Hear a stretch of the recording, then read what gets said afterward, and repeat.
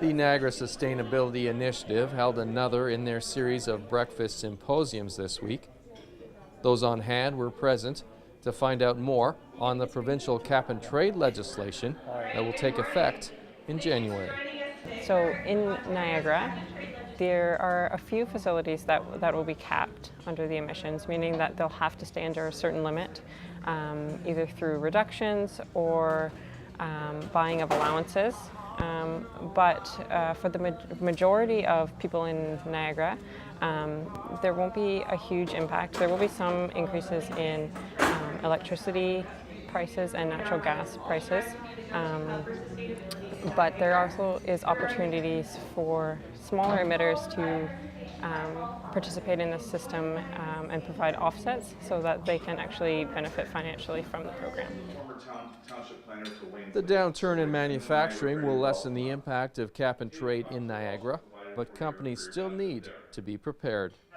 It has been a topic of discussion, and in the immediate future we don't think that it'll have a tremendous impact on us because we're not emitting the quantities that necessitate reporting.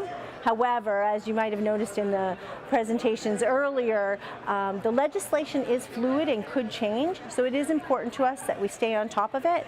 And as municipal leaders, we need to demonstrate leadership in environmental stewardship, so we try to stay on top of all legislation of this nature and lead by example. KPMG is one company that verifies emissions.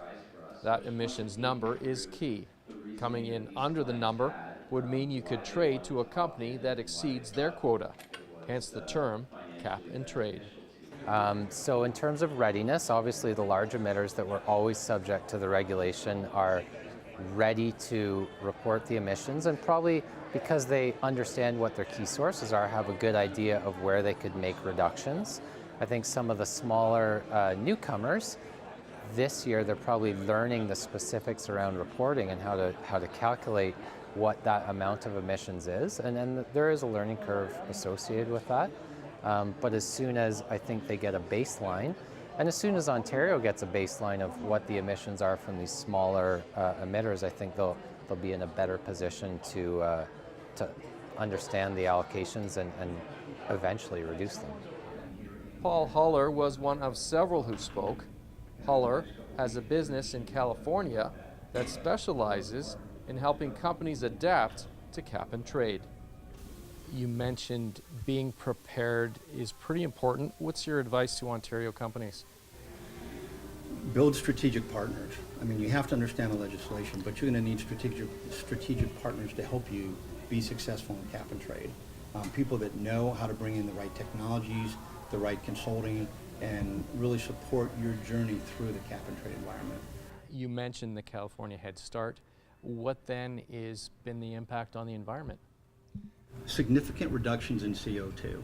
So the initial rollout of AB 32, which is the cap and trade legislation in California, was designed to create a 20% decrease in emissions by the year 2020. The progress has been so rapid in response to that legislation that our Governor Jerry Brown has now rolled out that we're going to make an 80% reduction in emissions, and that's based on the success that we've already had. So we're definitely seeing the CO2 emissions coming down in California. The Niagara Sustainability Initiative want to be considered the hub for cap and trade information here in Niagara. You can connect with them at niagarasustainability.org. In Niagara, you're watching The Source.